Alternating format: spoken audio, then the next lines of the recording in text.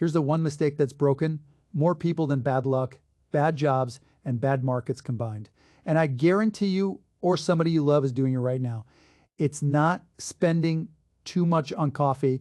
It's not Amazon. It's not even credit cards. Not really. Those are just the weapon, not the reason.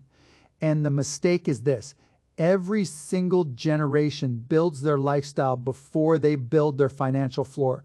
They get a little more money, and instead of building a cushion, they build a bigger life.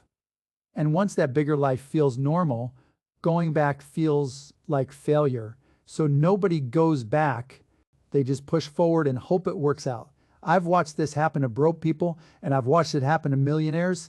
I've seen guys make more money in a year than most people make in a decade and still end up with nothing to show for it because the lifestyle grew faster than the foundation underneath it, and nobody was there to warn them until it was already too late. Doesn't matter how much you make. If you build the lifestyle first and the stability never catches up, you are one bad month away from a disaster. And I don't care what your job title is or what car you drive, that math doesn't change.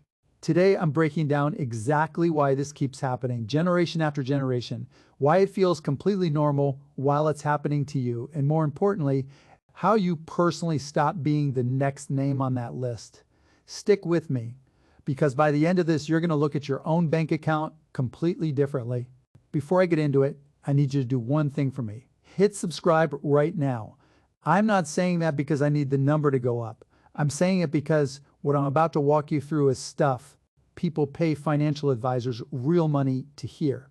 And I'm giving it to you for free right now, no fine print. This is thousands of dollars of decision-making compressed into 30 minutes. The kind of stuff that changes which side of the wealth line you end up on. If that's worth something to you, the least you can do is subscribe so you don't miss the next one. Because I put out this kind of breakdown regularly, and you don't want to be the person who found this video, nodded along, and then never saw the follow-up. Deal. Let's get into it. Look, I built and sold companies.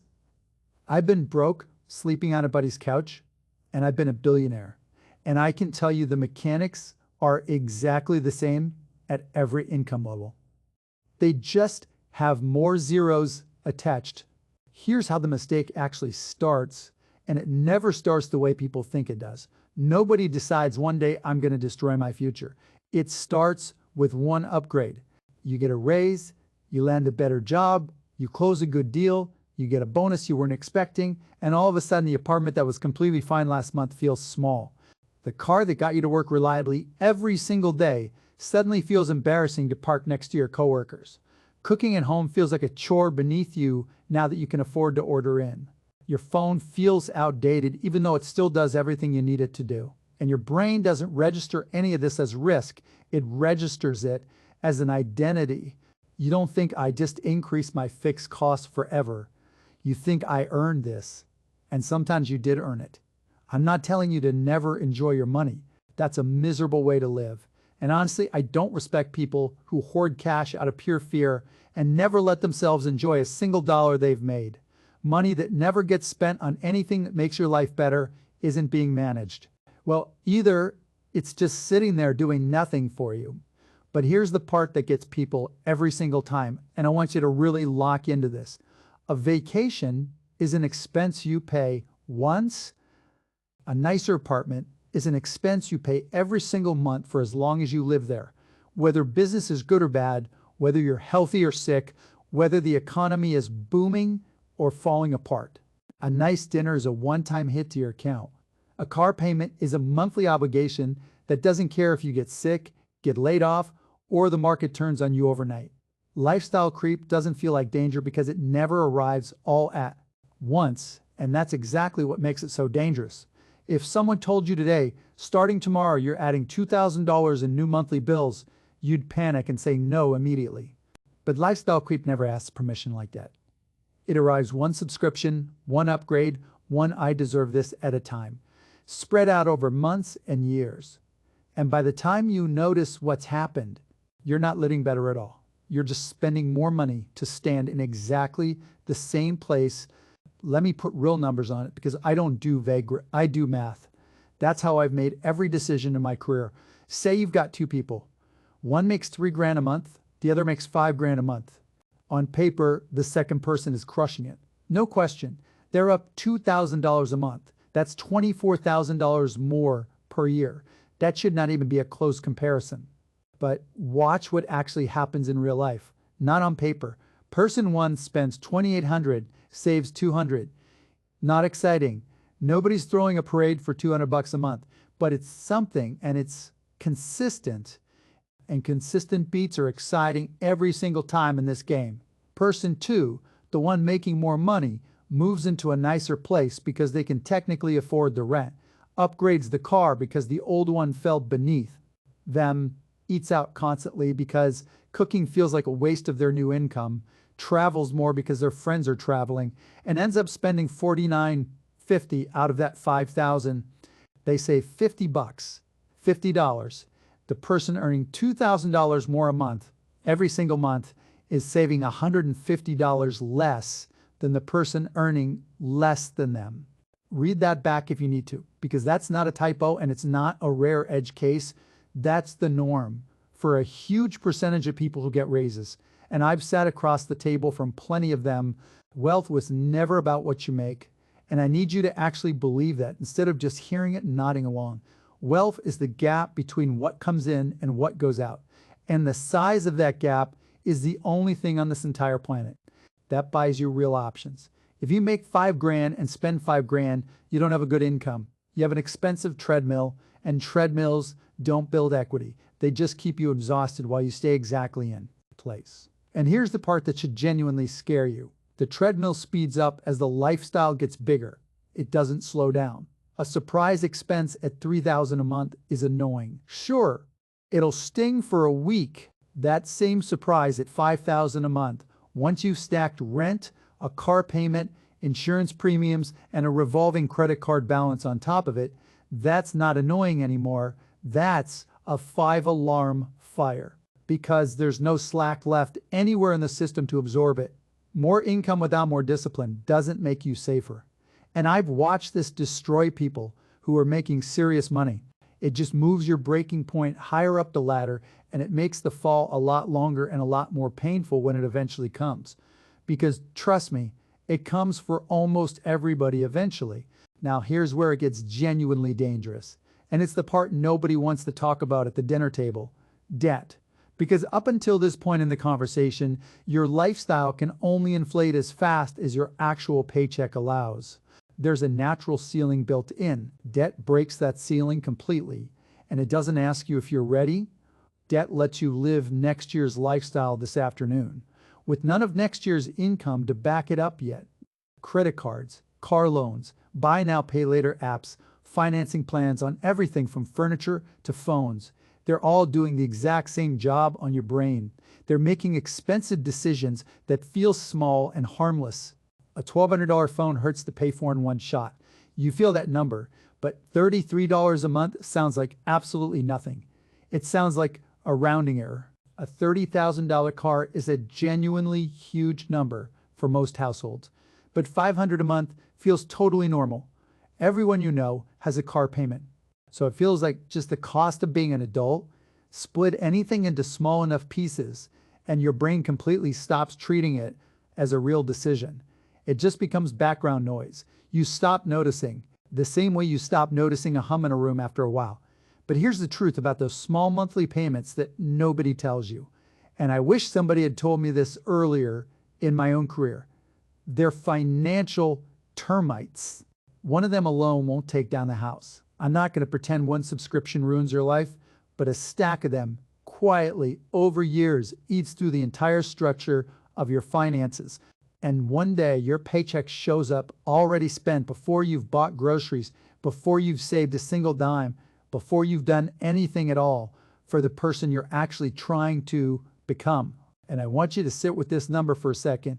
Total household debt in this country is sitting around $18.8 trillion as of early 2026.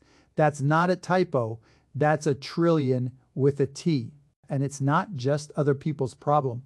That number is made up of regular households just like yours. Now look, not all debt is dumb. I want to be fair here because I don't like Blanket statements that don't hold up. A mortgage on a home you can genuinely afford can be smart leverage. A student loan tied to a degree that actually raises your income can absolutely be worth it. Debt I used to grow a business, I can run the numbers on that and justify it all day long. That's leverage working for you. But debt used to fund a lifestyle you can't actually support on your own income. That's the fastest way I have ever personally seen someone lose control of their entire financial life, because now you're not just fighting your day-to-day expenses anymore, you're fighting interest stacked on top of them. And interest does not negotiate. It does not care about your feelings, your excuses, or your good intentions. It just compounds quietly in the background, whether you're paying attention to it or not. And speaking of compounding, this is the part that genuinely guts me every time I think about it, because most people never feel the real cost of a small decision. They only feel the surface cost. When you spend $300 on lifestyle upgrades this month, you think the cost is $300. It's not. And that's exactly why so many smart people get this wrong. The real cost is what that $300 could have turned into if you pointed it somewhere else. Run $300 a month, invested consistently over 30 years at a reasonable 8% average annual return, and you're looking at roughly $447,000.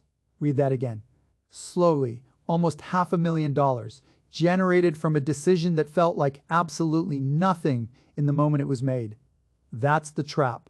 And it's a psychological trap more than a math problem, because the pleasure of spending hits you instantly, right now, tonight, and the cost of not investing doesn't show up for decades.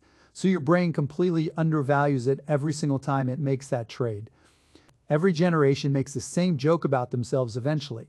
And I've heard it my whole career from people at every income level. At 22, retirement isn't even real to you, it's science fiction. At 32, it's some far-off idea you'll deal with later. At 42, it starts to feel uncomfortably close enough that it keeps you up some nights. At 52, you're the one saying, I wish somebody had grabbed me by the shoulders at 25 and made me start earlier.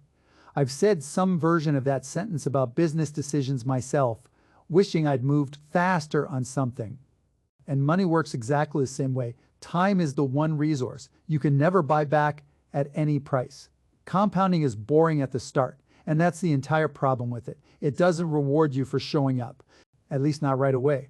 $100 invested doesn't feel like anything.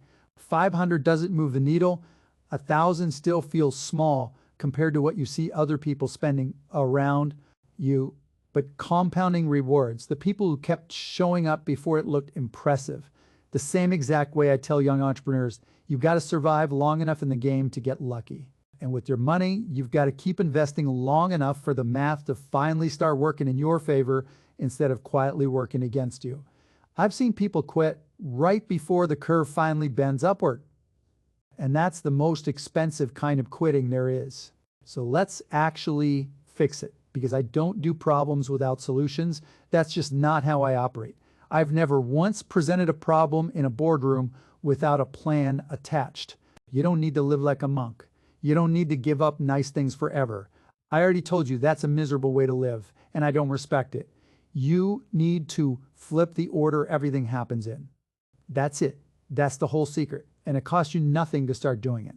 Most people run their money like this. Earn it, upgrade their lifestyle immediately, pay the bills, spend whatever's left, and maybe save whatever's still sitting there afterward, which is usually nothing. People who actually build real wealth run it in the exact opposite order. Earn it, save, and invest first.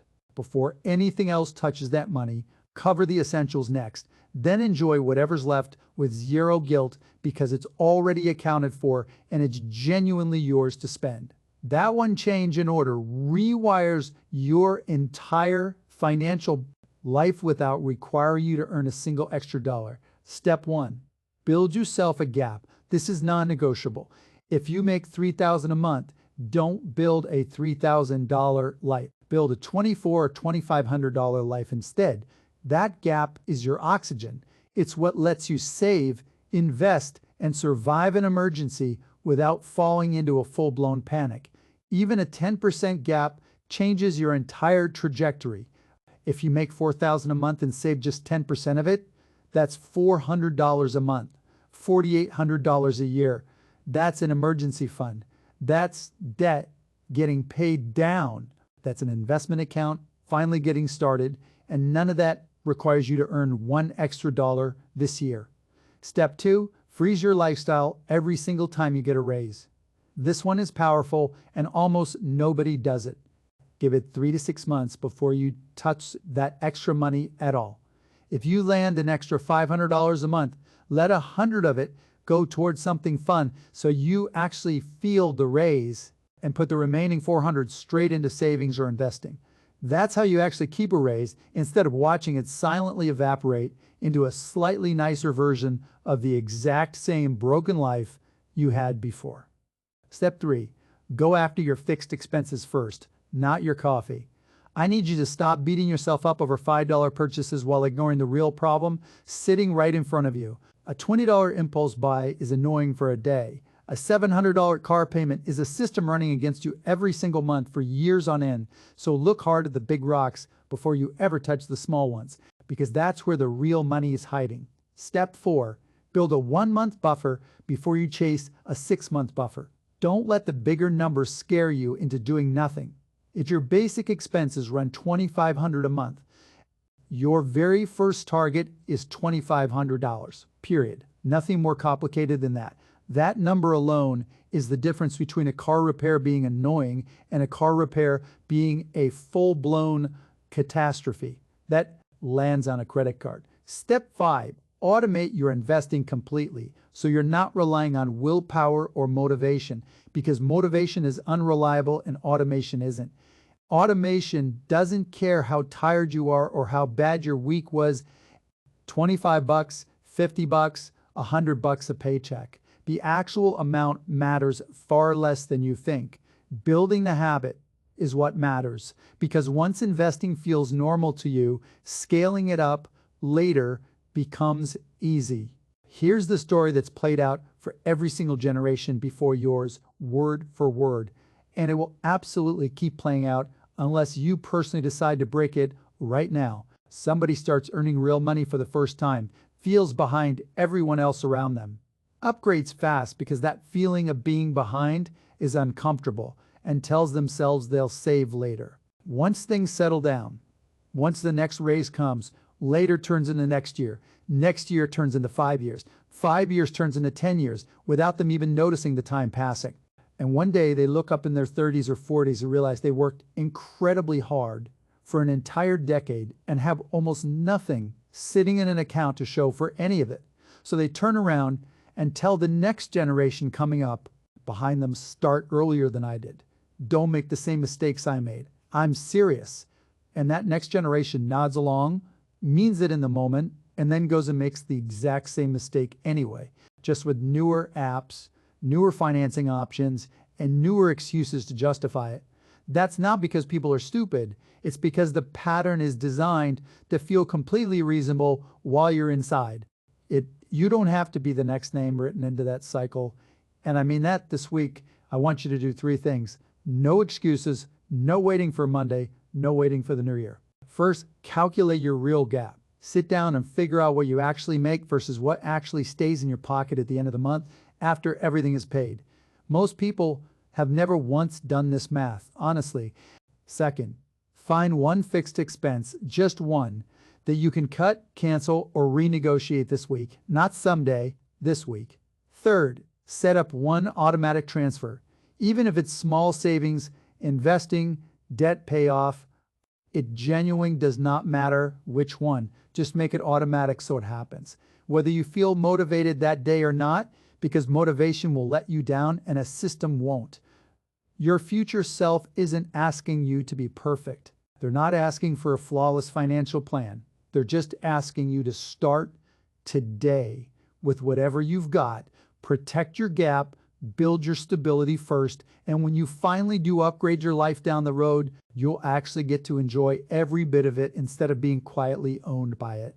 If this hits home for you, subscribe, hit the like button, and tell me in the comments. What's one upgrade you're personally putting off right now so you can build real stability first?